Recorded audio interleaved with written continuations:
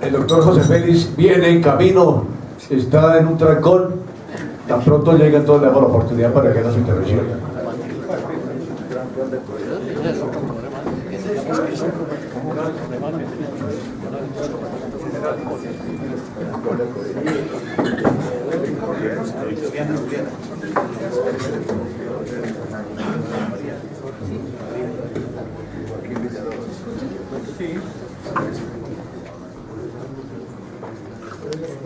¿Quién es?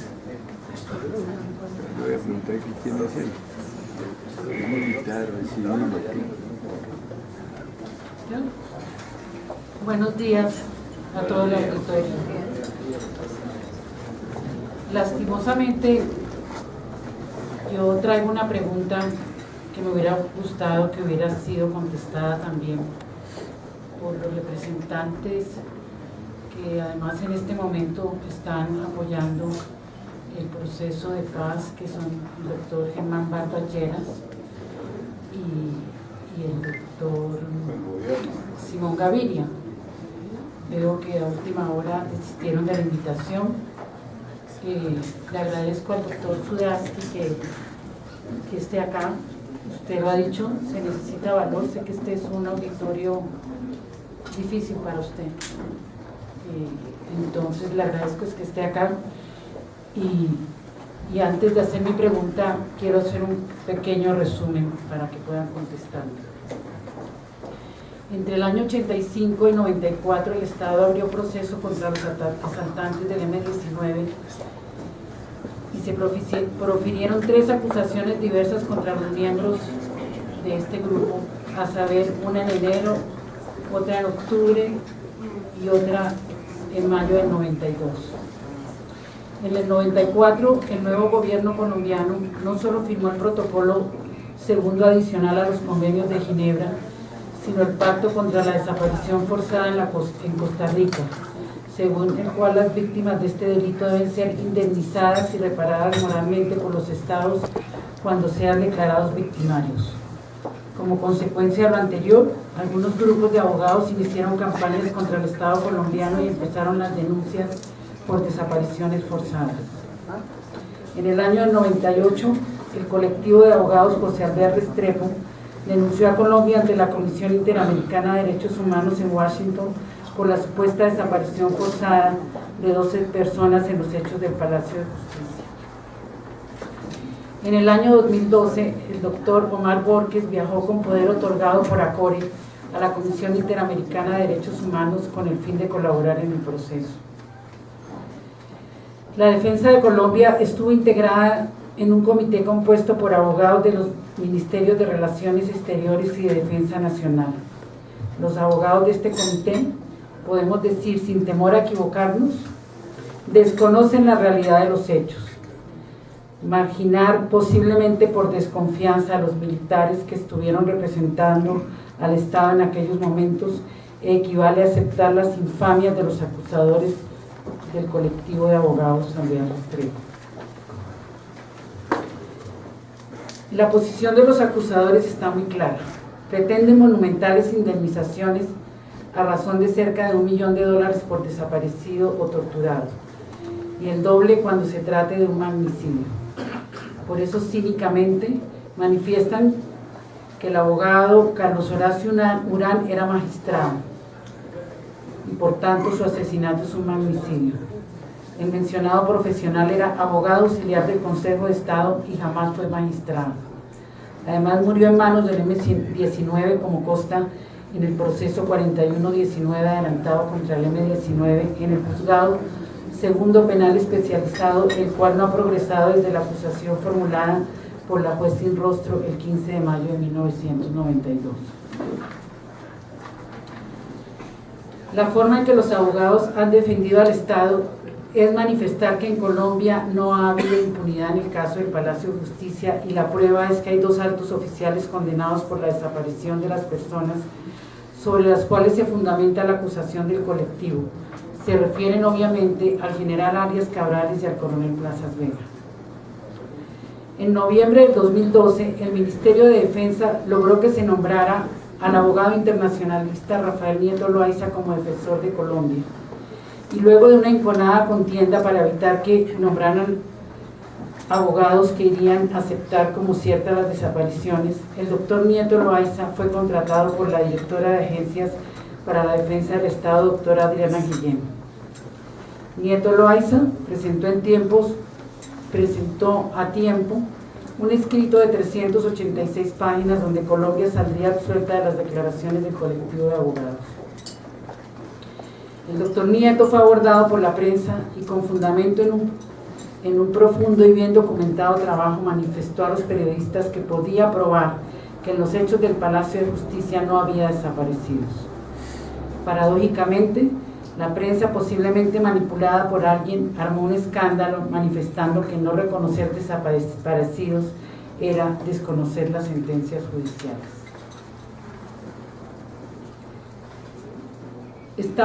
Estaba mintiendo la gran prensa, puesto que la más avanzada de las decisiones, que es el Tribunal Superior de Bogotá, había retirado de la lista de desaparecidos a cargo del Ejército a 9 de los 11 que contenía la acusación en Colombia del colectivo de abogados. Como consecuencia, y por orden del gobierno, y en particular de la ministra de Justicia, Ruth Estela Correa, quien lo manifestó públicamente, el gobierno no podía enfrentarse a decisiones judiciales que establecen que sí hubo desaparecidos. El doctor Nieto Loaiza fue retirado de la defensa de Colombia. Curiosamente, una de las primeras actuaciones de la defensa del Estado, de la nueva defensa del Estado, fue desistir ante la Corte Interamericana de Derechos Humanos de los principales testimonios, particularmente los que favorecían al coronel Plazas Vega. Vale la pena notar aquí que el colectivo de abogados llevó como testigo a 45 personas, aquí está la doctora Leal que nos acaba de nombrar, casi todas familiares a los supuestos desaparecidos, de los supuestos desaparecidos y torturados. Pero lo más grave, llevó como testigo a la exfiscal Ángela María Buitrago. Sí, la exfiscal Buitrago fue testigo llevada por el colectivo de abogados. ¿Con qué imparcialidad pudo haber adelantado la investigación en el caso del coronel Plazas Vega y del general Arias Cabrales?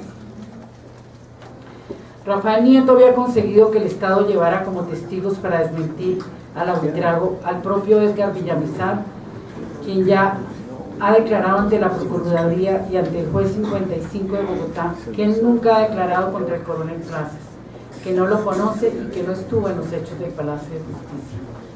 También llevaría al comandante de la brigada donde laboraba Villamizar y al comandante del batallón al que él pertenecía, y quienes han sostenido reiteradamente que Villamizar nunca salió de la jurisdicción del departamento del Meta para ir a Bogotá en los días de los hechos del Palacio. Irían también 3 magistrados rescatados, quienes testificarían sobre la adecuada conducta de los miembros del ejército durante la operación. Pero la nueva defensa del Estado colombiano desistió de esos testimonios, dejando sin contradictores a las acusaciones de la exfiscal Buitrago y sin defensa al Ejército Nacional. No puedo dejar de mencionar que en la sesión inaugural de la audiencia, tal como los medios de comunicación colombianos lo informaron, la doctora Guillén no solo aceptó la desaparición de 2 personas por parte del Ejército, sino que pidió perdón a las supuestas víctimas del Estado. Esto es gravísimo, porque es pasar por encima de una decisión que está pendiente en la Corte Suprema de Justicia sobre 2 demandas de casación presentadas en el caso Plazas Vega, de la propia defensa y de las más significativas, la de la Procuraduría General de la Nación, que por 6ª vez está pidiendo la anulación y sentencia y absolución del coronel Plazas Vega. Aquí viene mi pregunta.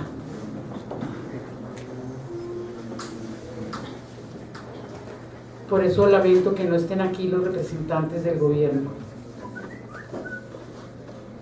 Es triste que ante un auditorio de tanto honor, que ante un auditorio donde están ustedes, los soldados de la patria, los que han puesto y han dedicado su vida a defender esta nación, una invitación de esta sea declinada. Ese es el honor militar, doctor Oscar Iván, que tenemos que recuperar.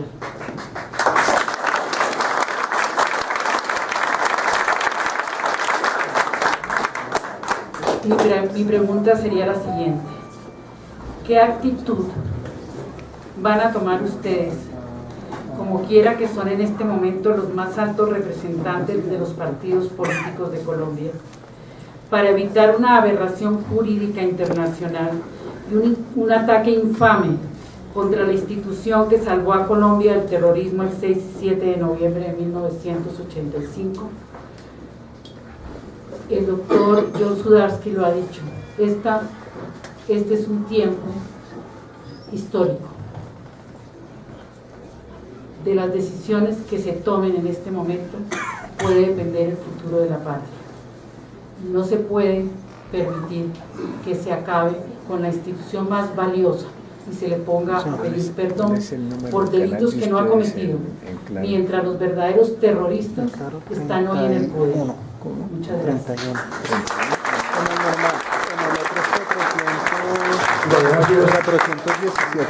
Ya presente el doctor José Félix Laforín va a hacer su intervención sobre los temas que han sido planteados para este conversatorio. Doctor José Félix.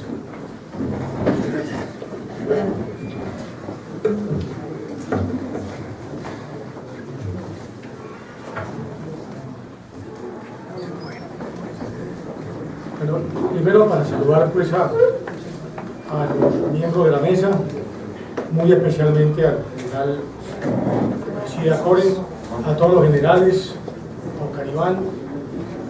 Pues en primer lugar para disculparme, llegué tarde porque tenía un par de compromisos anteriores, pero al mismo tiempo quisiera aprovechar esta tribuna para hacer algunas reflexiones, muy en la dirección de lo que aquí se ha venido planteando de tiempo atrás, y especialmente el papel de las élites colombianas.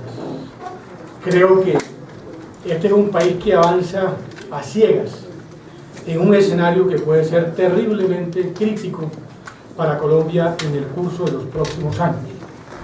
Este es un país que se niega a ver las realidades de la manera como esas realidades han venido siendo cada vez más evidentes en un proceso como el proceso que ha querido plantear el gobierno a propósito de los diálogos mal llamados de paz que se celebran en La Habana.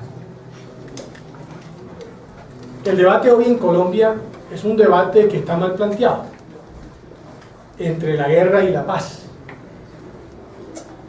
Es un debate además que está generando unas categorías éticas y morales que poco convienen y que a un grupo de colombianos que hemos tenido el valor de oponernos a esta farsa, a este sainete, nos llaman buitres, nos llaman enemigos de la paz, cuando en el fondo lo que hemos sido es unos colombianos comprometidos con la patria, que en contravía de lo que el gobierno eventualmente hubiera querido, hemos tenido el valor civil y la firmeza y el carácter de advertir de manera absolutamente clara los riesgos que entraña este malhadado proceso. Déjeme hacerle algunas reflexiones muy rápidas. Ustedes, señores generales, recuerdan el debate que hicieron no solamente la izquierda radical comprometida con estos movimientos mal llamados también insurgentes, cuando el gobierno del presidente Uribe quiso avanzar y profundizar la alianza estratégica que tiene con los americanos a propósito de las bases que se iban a instalar en Colombia? ¿Ustedes recuerdan el escándalo que armaron interno e internacionalmente los amigos del Foro de Sao Paulo? ¿Ustedes recuerdan la reacción del coronel Chávez y de su lacayo, el señor Ortega? y del inculto presidente de Bolivia, Evo Morales. ¿Se recuerdan? Hasta el extremo que Colombia en una actitud que siempre es condescendiente, y yo creo que en eso, con el perdón, muy educada, muy andina, ¿no? Terminó disolviendo los temas para no molestar a los vecinos. Paralelamente se habían venido dando todos los procesos que finalmente condujeron a la pérdida, entre comillas, del mar territorial por cuenta del Tribunal de la ONU. En el entretanto, Nicaragua avanzaba. Chávez, para decir una frase de Laureano Gómez, le inoculó tuberculosis al hemisferio, trajo chinos, trajo rusos, trajo iraníes, los vinculó de manera activa en la política hemisférica, avanzaron de una manera sustantiva en la compra de armas a unos niveles absolutamente impensables. Una parte importante de la deuda venezolana se contrajo como consecuencia del realme que ese país ha tenido tanto con chinos como con rusos, al extremo que el 30%, 35% de las exportaciones petroleras venezolanas van simple y llanamente a amortizar la inmensa deuda que por armamentos tiene, especialmente con China y después con Rusia. Digo Colombia algo. El hemisferio, aquellos que realmente habían venido acompañando una política de seguridad, se expresaron. No vi ni siquiera al gobierno americano haciendo un gesto en esta materia. Pues bien, hoy nos enfrentamos al paso deliberado de estos aviones ultrasónicos rusos que violan la frontera, y a lo sumo lo que hay es una nota muy respetuosa con el gobierno ruso sobre la violación sistemática del espacio aéreo colombiano. ¿A dónde vamos? ¿Podrá este gobierno impostor defender como dice que va a defender el mar territorial? Por supuesto que no.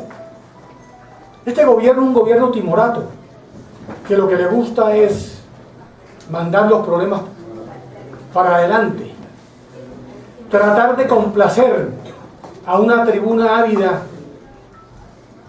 de esa tan nefasta política de apaciguamiento que durante largos años ha comprometido el alma nacional.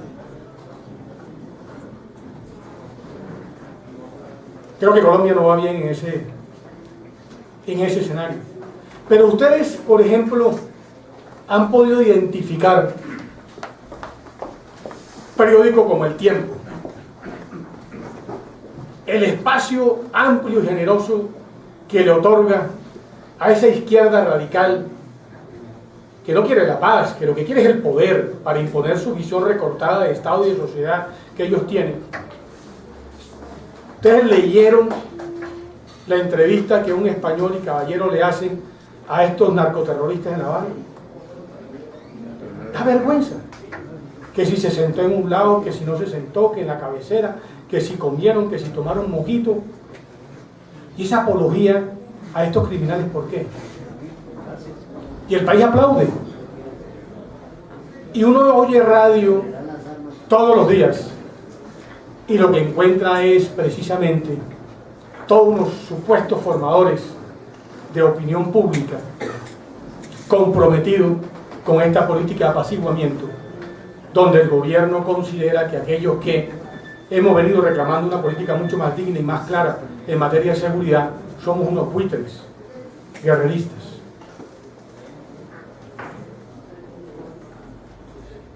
Que las pocas cosas que nos va quedando son las Fuerzas Armadas. Al comienzo de este gobierno, yo recuerdo haber ido con el presidente Uribe a Valledupar y demostré cómo desde el comienzo de este gobierno había venido dándose una arremetida contra el honor de la fuerza pública, es decir, militares y policías, a ver cómo afectaba el clima de opinión en favor de la fuerza pública. Por supuesto que no lo han logrado. Sigue siendo la institución más respetada y más querida de los colombianos. Pero no han sido pocos, ni a leves, los ataques que han hecho al honor militar. El tema de los falsos positivos. Lo han amplificado, exagerado, a unos niveles tales que casi que militar traduce criminal como ganadero paramilitar, porque aquí macartizan muy fácilmente a aquellos que cumplen la muy delicada misión de defender las instituciones en Colombia. Había que ver los comentaristas de los principales periódicos nacionales, por supuesto El Espectador no vive de atrás, bastión fundamental de esa izquierda mamerta que de alguna manera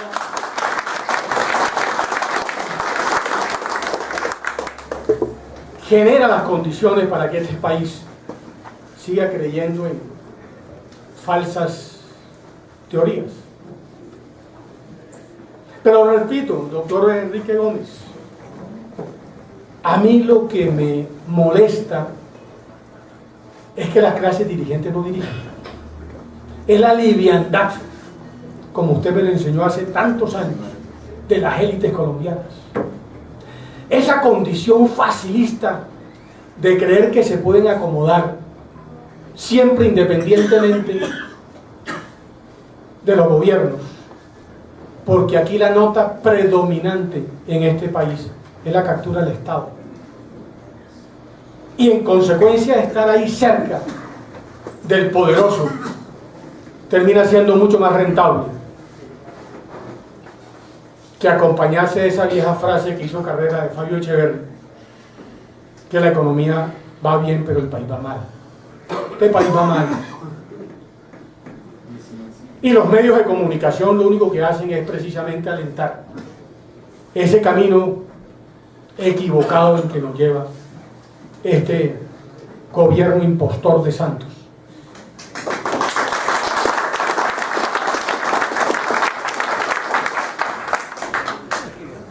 Yo he venido recorriendo el país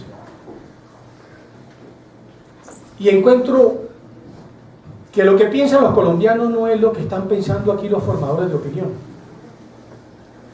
Veo por fortuna que hay un divorcio, hay una fractura entre lo que piensa el colombiano de a pie y lo que el gobierno cree que a través de los medios de comunicación enmermelados son capaces de dictarle a la opinión pública colombiana. La opinión pública colombiana no es la opinión publicada, es lo que siente ese colombiano en Gramalote que 3 años después sigue esperando que le reconstruyan su pueblo. O el Caribe, que en el 2010 terminó bajo las aguas del río Magdalena y sigue viviendo en las mismas condiciones en que lo dejó después de la niña que afectó grandes zonas del país. Este es un gobierno sin una sola realización. Este es un gobierno que descuidó la economía, que cree haber hecho cosas sustantivas a propósito de lo que el país venía logrando en materia económica, que vive dando cifras a través del DANE, por ejemplo, en el tema del empleo, y es evidente que el empleo termina siendo el principal problema que acusan los colombianos, que se sienten sin horizonte desde el punto de vista de oportunidades de bienestar. Y como se quedó sin política, la política la están centrando en el tema de la guerra y la paz. ¿Cuál paz? Pero por favor, la principal promesa de valor que el gobierno le ha dicho a los colombianos es que si a través de estos diálogos de La Habana se acaba el conflicto y por consiguiente llega la paz. Y por supuesto esa promesa de valor se cae de su peso o cuando se mira desde el punto de vista cuantitativo o también cuando se mira desde el punto de vista cualitativo. Colombia tuvo el año pasado más de 17.800 muertes violentas. Las muertes violentas con ocasión de confrontar a este grupo de narcoterroristas no alcanzaron a 664, de las cuales una menor cantidad corresponde a la vida de nuestros héroes, que son los soldados de Colombia.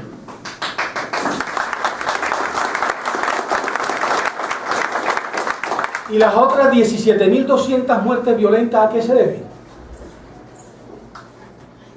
¿Al conflicto, como pretenden llamarlo? ¿A la acción que el Estado despliega contra unos insurgentes? ¿Insurgentes de qué? ¿Contra qué se rebelan? ¿Contra una dictadura? ¿Contra un gobierno que restringe las libertades públicas? ¿O contra una democracia con imperfecciones que ha venido a tumbo tratando de buscar cada vez un mayor bienestar para la sociedad? Y ustedes ven cómo lo siguen tachando de insurgentes. Por consiguiente yo veo que ¿cuál paz? Pero inmediatamente surgen los argumentos sofísticos de los amigos del gobierno a sostener la tesis peregrina que en el momento que se firme con este grupo narcoterrorista la paz, automáticamente grandes volúmenes de inversión llegarán a atender y satisfacer las necesidades en materia de empleo, en materia de salud, en materia de vivienda. No más ayer, otra vez el tiempo reproduce como siempre ese tipo de informes absolutamente mentirosos, donde sostiene que en estos últimos 10 años la guerra le ha costado a Colombia 220 millones de pesos. La guerra no, billones de pesos. La guerra no, la defensa de la soberanía, el ejercicio continuo que los hombres en armas tienen que hacer en un país para poder brindar seguridad. La seguridad y la paz, o la paz no es otra cosa sino seguridad, con justicia, con la ley. Es el que pretenden estos señores llevarse por calle. A mí me da risa, doctor Enrique, nuestro partido, el Partido Conservador, la legalidad frente a las vías de hechos. Y el partido aplaude, y el senador Andrade es el ponente único, exclusivo, de la ley mediante la cual, de la ley estatutaria mediante la cual, la ley 134, van a pegar el famoso y tramposo referendo constitucional con los comicios electorales para poder tener el umbral necesario para poder pasar las supuestas concesiones que le están haciendo a la guerrilla. ¡Qué indignidad! Llenos de mermeladas salen por el país a tratar de ambientar políticamente las tesis conservadoras cuando no se dan cuenta que lo que están diciendo contradice, y de qué manera, el sentir de aquellos que todavía tenemos en el alma el sentimiento del conservatismo. ¡Qué horror! Antes se llamaba lenteja, ahora se llama mermelada. Le va a dar diabetes. Y vaya usted a saber si después de este proceso electoral más de un miembro tendrán que cercenarse por el grado de enfermedad al cual tendrán que haber llegado. Por eso, todo lo que está pasando me parece que acusa un inmenso nivel de indignidad. Tania, que ha sido nuestra insignia, ¿con qué valor llevamos un grupo de colombianos defendiendo al coronel Plazas?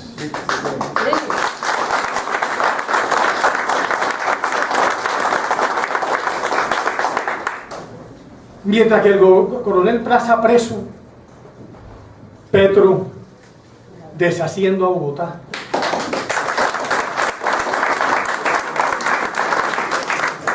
Y a todos les parece magnífico cuando el representante Miguel Gómez tuvo el valor de buscar la revocatoria de un mandato que fue muy inferior a lo que los bogotanos esperaban. Santos y la Mesa de Unidad Nacional le declararon a un propósito sentido por los bogotanos, la oposición, porque no podían permitir que alguien que quería defender lo público se opusiera, porque eventualmente eso podía tener un impacto En La Paz. sobre La Habana. No, La Paz no, general. La Habana. Hay que empezar a dejar, a quitar ese calificativo de paz. Los diálogos de La Habana. Porque todo se monta sobre supuestos falsos. Y ahora, pues ya salió Aida Bello. Y bueno, y Antanas quiere ser senador, los mismos con las mismas y el mismo cuento. Y Clara López y Navarro. Digamos, la única ventaja que tenemos los de centro derecha es que el dogmatismo de esa izquierda radical a veces no lo dejan ver ni siquiera el horizonte de un escenario de convergencia. Se dividen hasta por un respiro, pero el peligro está latente. Y estas élites, estos dueños del poder, estos que durante tantos años se acolincharon no en una economía de mercado, sino por el contrario, en lo que es un mercantilismo, en la captura del Estado, siguen aplaudiendo. Y no ven a Venezuela. Ya lo último que hicieron fue obligar a los comerciantes a la reducción de los precios de los electrodomésticos para que se quebraran y se los regalaran.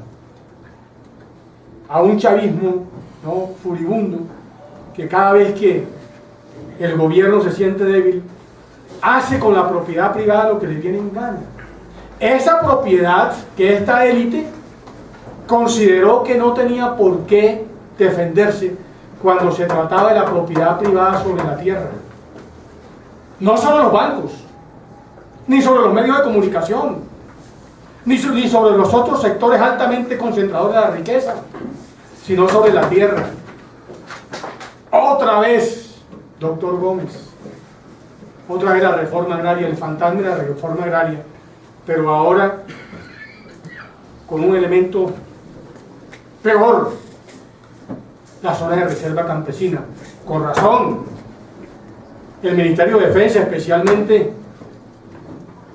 los generales, han venido oponiéndose internamente a eso. El día que Colombia ceda, como ya se dio por la malhada Ley 160 del 94, que el país no se enteró en qué momento hizo tránsito al final de la legislatura del gobierno del presidente Gaviria, y vea los líos que ha generado en la antillanura, y vea los líos que está generando en ciertas zonas del país, donde finalmente esta izquierda radical terminó por consolidar algunas de las zonas de reserva hoy establecidas. ¿Qué tal Colombia con 9.500.000 hectáreas de zonas de reserva, donde el control criminal con las armas de estos criminales le impondrán a los ciudadanos que le toque vivir en esas zonas sus designios? Y aquí yo me he encontrado a estos altos empresarios, a esta élite colombiana, diciendo que si ese era el costo de la paz, como cuando querían entregar medio país, el país de la Capetania, general Bedoya. Usted recordará esas épocas, porque usted tuvo el valor también de levantarse aguerridamente a dar esa batalla. El sur de Bolívar también lo quería entregar. Claro, por supuesto, como lo quieren entregar hoy con las zonas de reservas campesinas. Y qué curioso, doctor Oscar Iván, que le tocará a usted dar una batalla y la haremos al lado suyo, con el tema de la participación ciudadana. Que leyeron el segundo punto. Así como no es verdad que hayan llegado a ningún tipo de acuerdos en materia agraria, porque quienes hemos revisado a profundidad, lo que encontramos son unos temas, unos lugares comunes, que en el fondo no terminan por afectar más allá de seguir con la idea un tanto demagógica, que aquí lo que hay que hacer es un sector rural de muy pequeños. Los temas gruesos sustantivos quedaron como salvedades pendientes.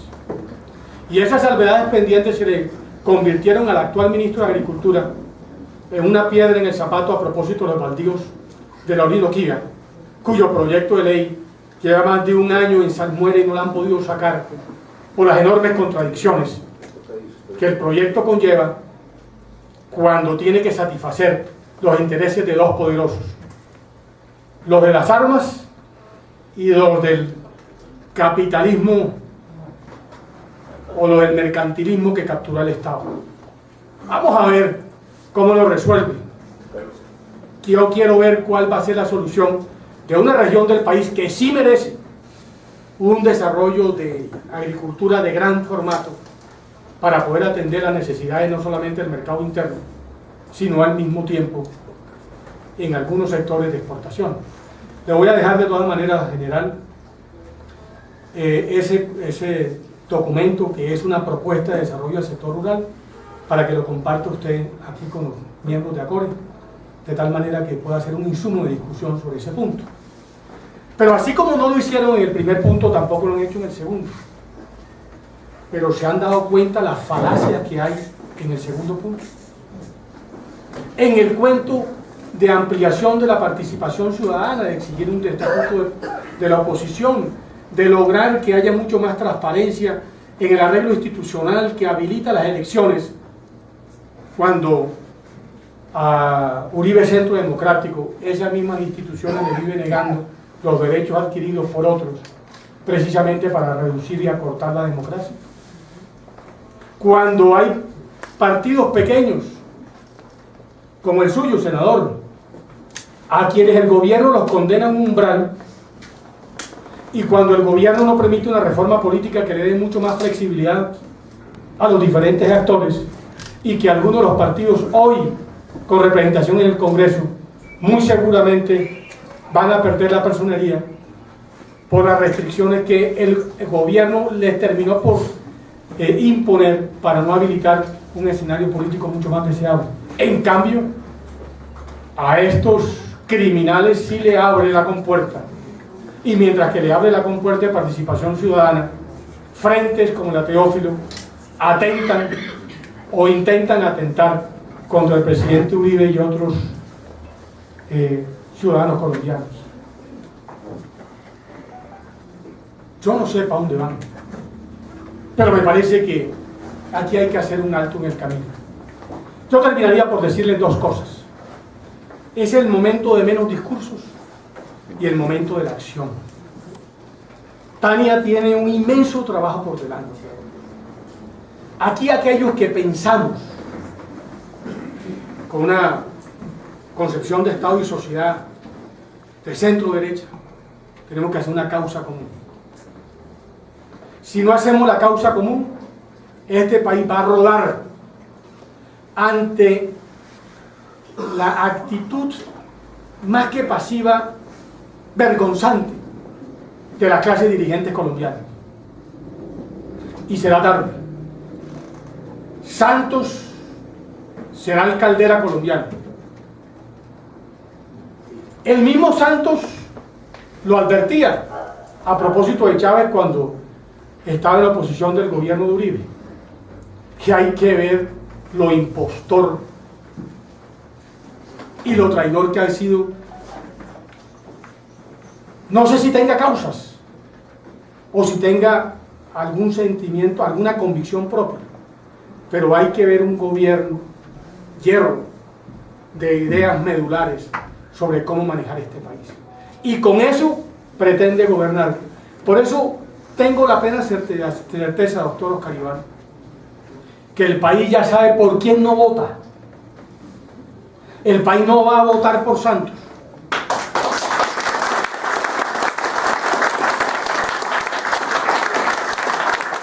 Por más mermelada, por más cupos indicativos, 700.000 millones de pesos, está entregándole a buena parte del Congreso para arrimar a la mesa de unidad nacional a su reelección.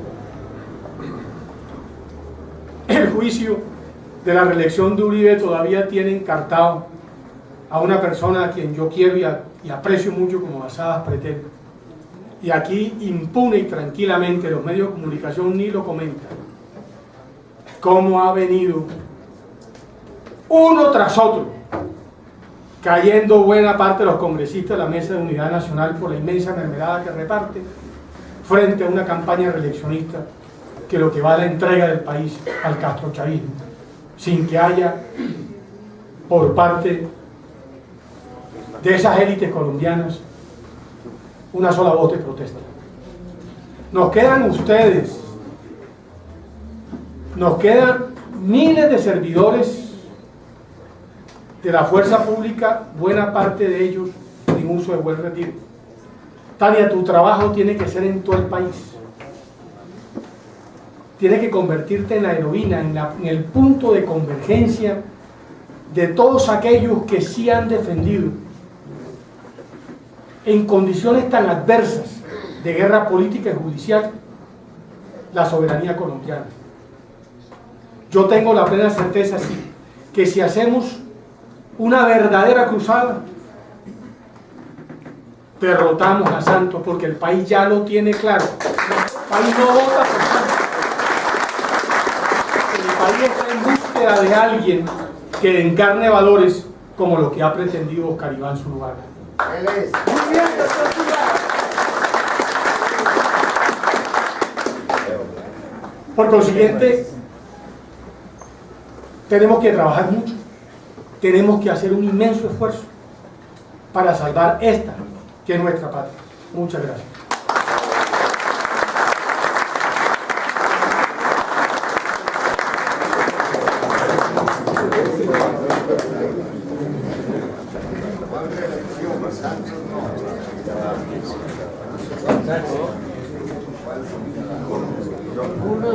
No está el general Ruiz. Yo no sé, senador Sudaski, yo tengo un problema que a las 12:30 tengo una reunión convocada con anticipación.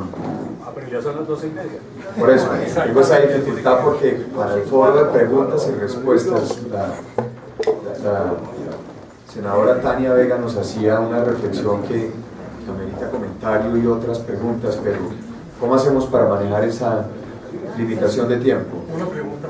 Comencemos con la respuesta. Arranquemos entonces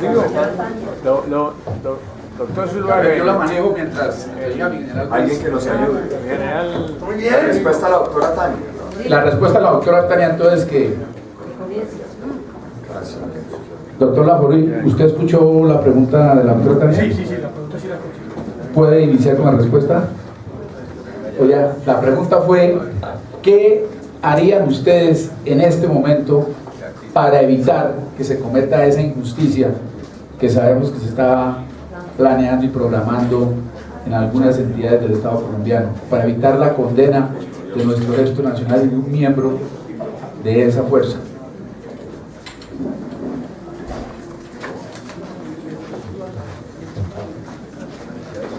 Yo creo que se han venido haciendo esfuerzos, general.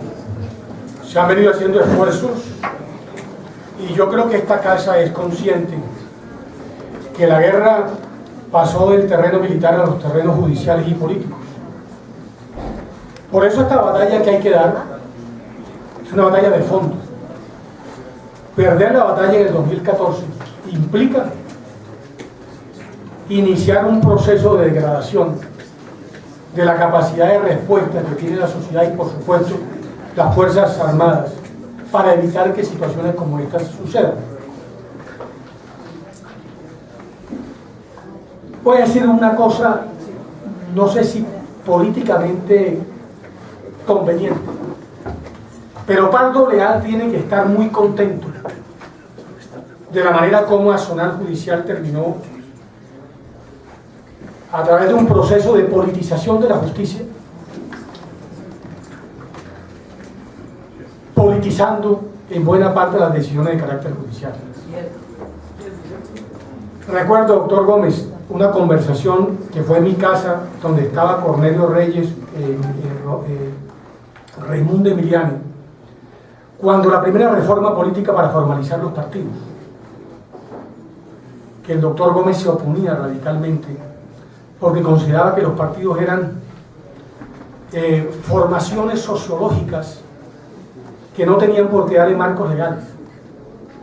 Pues aquí han sucedido fenómenos donde las Fuerzas Armadas no son ajenas. Aquí formalizamos la política, es decir, le dimos normas legales de obligatorio cumplimiento. Judicializamos en buena parte la actividad política. Antes tenían fuero. Hoy en día, un senador o un representante es una persona que tiene una cantidad de inhabilidades y restricciones muy superiores a la que podría tener un ciudadano del común. Luego, politizamos la justicia. Hay que ver cómo la justicia sirvió de ariete contra el gobierno de Uribe. Y después terminamos criminalizando la política. Y al criminalizar la política, una parte de esas dinámicas terminaron afectando a las Fuerzas Armadas. Deshacer eso, volver otra vez a tener unas instituciones que operen de una manera mucho más clara, es necesario. Aquí se ha dicho que no es posible una reforma a la justicia a través del Congreso, porque los intimida. Porque inmediatamente hay procesos que van a la Corte Suprema, que tiene un sistema inquisitivo, donde son instructores y jueces. Pero este gobierno tramposo también es un gobierno miedoso. No se atreve a una constituyente por la justicia. Si aquí hay una reforma urgente en el país, es la reforma de la justicia. Donde hay sí la meritocracia, a través de oposiciones como se hace en España, a través del mérito, jueces y tribunales se estructuren conforme, tratando de tener una justicia pronta y eficaz. Lo que hay no es eso, pero nadie se atreve, porque este es un país amenazado, atemorizado, y de las pocas veces que el país logró tener algún grado de libertad para poder decir lo que estaban pensando, fue gracias a la política de seguridad democrática. Hoy vamos otra vez a un escenario que ya hemos vivido. Si no nos levantamos todos y empezamos a exigir un comportamiento mucho más riguroso del sector de la justicia. Pongo otra vez el ejemplo del doctor Gómez Hurtado. 18 años de impunidad. En 2 años prescribe ese crimen que lo cometió el régimen. Mientras que otros casos, no solamente el de Luis Carlos Galán, el de el periodista Colmenares y otros muchos más, terminaron siendo decretados como lesa humanidad. ¿Por qué hay una justicia selectiva? Porque hay víctimas de primera y víctimas de segunda. Porque hay victimarios de primera y victimarios de segunda. Porque hay sindicados de primera y sindicados de segunda. Algo está en Colombia sucediendo que no va bien. Aquí hay una enfermedad, que es que nos falta mucho más firmeza, la que le sobra a las Fuerzas Armadas para encarar una sociedad miope, una sociedad absolutamente mucho más orientada al clima de apaciguamiento que a afrontar con valor las soluciones que requiere Colombia.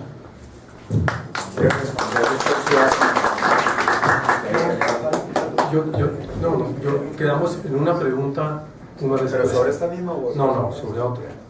Entonces yo le hago una reflexión sobre esta. Hago una reflexión sobre esta senadora muy puntual. Lo primero es que tengo la convicción sobre la inocencia. Y todo este recuento que usted nos hace sirve para hacer una reflexión muy profunda. Hay que luchar para demostrar jurídicamente su inocencia y su actuación. Y advierto un peligro que puede darse y que sería un pésimo presente para el país. Esperar que en La Habana quieran darles un tratamiento a ellos equivalente como el que le puedan dar a los cabecillas de las FARC para congraciarse y decir que el proceso les sirve a todos. Eso me parecería que sería un atentado contra el honor militar. Hay que defenderlo. Tenemos que ganar esa batalla jurídica, pero no ir a caer en la complacencia que entonces, como estamos en una negociación en La Habana, vamos a utilizar esa vía para que el tratamiento que le den a los guerrilleros en toda su dimensión se le traslade a los militares que han actuado defendiendo la democracia, que han actuado defendiendo las instituciones. Tema muy delicado, que tendremos que estar ahí pues muy atentos, y creo que esa es la mayor batalla jurídica que tenemos que dar. La defensa del honor militar, la actuación que ellos han hecho en estos y en muchísimos casos, ya tienen que una determinación clara. Esto no es un tema de comunidad internacional ni de ONGs. Aquí hay que defender lo que son nuestros hombres, nuestras instituciones, con toda la vehemencia. Por eso la importancia del instrumento del fuero militar, sin lo cual es imposible lograr un avance en nuestras fuerzas militares, y ese es un requisito esencial para poder lograr un equilibrio en lo que significa el enfrentar a las organizaciones criminales, al terrorismo, y que hoy tiene un enorme vacío para el caso colombiano. Creo que hay que tener mucho cuidado y movernos en esa dirección, doctora Tania, con toda la firmeza y la determinación.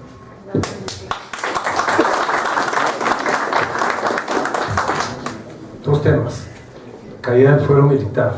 Eso fue un verdadero desastre. La Corte Suprema no asumió la responsabilidad que debía tener de pronunciarse a fondo, y lo hizo a través de un mecanismo de procedimiento que además es totalmente absurdo, y un buen número de miembros de la Corte Constitucional se pronunció en contra, diciendo que eso inclusive era una manera de censura política. El tema de la reforma a la justicia. El problema de la justicia es de un tamaño gigantesco. Yo le propuse a la ministra de Justicia recientemente que hiciéramos por lo menos una reforma, una mini reforma. Quien es el responsable de la administración de los recursos para la justicia es el Consejo de la Judicatura, que acá el escándalo de Chavarriaga pues no tiene límites. No, el Consejo de la Judicatura. Pero fíjense el problema, el Consejo de la Judicatura, que todo el tiempo no hace más que pedir más plata para la justicia, porcentajes del PIB, que el 1, que el 2, que el 3, como dice el filósofo político Jerry Seinfeld, seguro que ustedes lo ven en la televisión, dice: cuando usted no sabe cómo resolver un problema, le echa plata. ¿Ok? El Consejo de la Judicatura a estas alturas ha adjudicado 14% del presupuesto disponible para la justicia, para crear jueces, para crear juzgados, para hacer los edificios. 14% en noviembre. Entonces, cuando hablamos nosotros del problema, no es de plata, no es de voluntad, sino de estructura institucional que no los hace responsables. Ese es el problema de la justicia. Y claro, cuando intentamos hacer la reforma, los políticos aprovecharon para coger ellos mismos y asegurarse que a ellos no los iban a condenar. Y lamentablemente una reforma que estaba muy bien orientada, entre otras cosas, a profesionalizar el Consejo de la Judicatura, se hundió y quedamos en ceros. Bueno, nuestros agradecimientos al doctor Oscar Iván Zuluaga y al doctor Zuluaga, que tiene que irse. Continúa acá el doctor José Félix Zamborí. Tiene que irse lamentablemente. No, es una recomendación para usted. Señor, me preocupa mucho su seguridad, porque su enemigo es o un chino, o un iraní, o un ruso, o un cubano, o un venezolano. Esos que están queriendo que se construya el canal interoceánico. Después de que termine este año, mucho ojo si usted llega a liderar las encuestas, señor, porque ahí va a estar el verdadero enemigo de usted y de la libertad de los colombianos y la soberanía nuestra. Gracias por la... ¿Quiere una intervención del doctor Julián? ¿Hay más inscritos? No hay más inscritos. Muchísimas gracias por su presencia en este evento programado por ACORE. Feliz día.